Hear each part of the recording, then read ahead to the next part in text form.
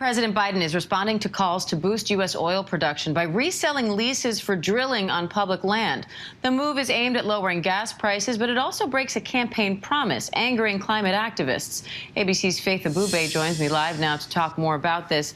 Faith, the White House says that they basically had no choice after a federal judge ordered that these sales resume. How much of this was out of the president's hands? Well, according to the White House, this is as much out of their hands as it possibly could be. You know, they're saying that this is coming about because of that ruling by a federal judge in Louisiana, and so they had to comply by this order. But of course, as you mentioned, environmental activists are upset by this. They're saying this is a reckless failure of climate leadership, and this, of course, is exactly what the president campaigned against. And so President Biden is now caught in this tough position.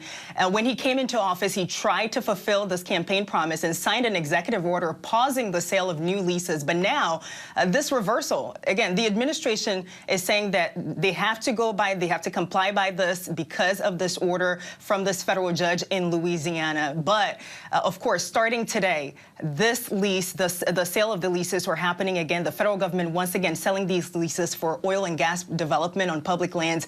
This is happening across 9 states, 144,000 acres in total. And the White House is also increasing the royalties that companies have to pay for this drilling. What was behind that move? Yeah, so I think part of the decision, you know, when it comes to that specifically is the fact that because they're doing something that President Biden campaigned against, they want to be able to actually restrict some of it, right? And so they're increasing the payments on the royalties, but also in addition to that, they're cutting back how much land is available for the drilling on public lands. So they're cutting it back by 80%.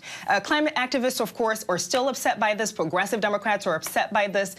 Republicans are upset by this. Oil industry groups are also upset by this. So all sides at this point are not happy. This is happening, of course, as you mentioned.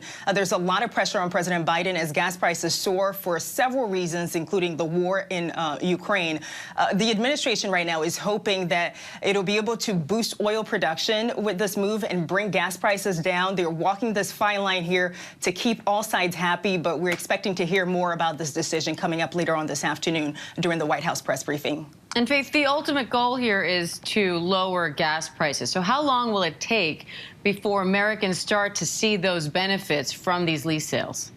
Well, no one expects this to actually be immediate. You know, it's not going to happen right away, as much as everyone would like to see it happen. You know, some estimates say that this could happen, you know, in months, if not up to a year, before we could actually see enough new drilling or enough new oil production to affect the supply here. So it's not going to be something that happens overnight. Gas prices are not going to go down overnight. We're expecting this to take a few months at least before we see it affect Americans. All right, Faith Abubey, we appreciate it. Thank you. Hi, everyone. George Stephanopoulos here. Thanks for checking out the ABC News YouTube channel. If you'd like to get more videos, show highlights, and watch live event coverage, click on the right over here to subscribe to our channel. And don't forget to download the ABC News app for breaking news alerts. Thanks for watching.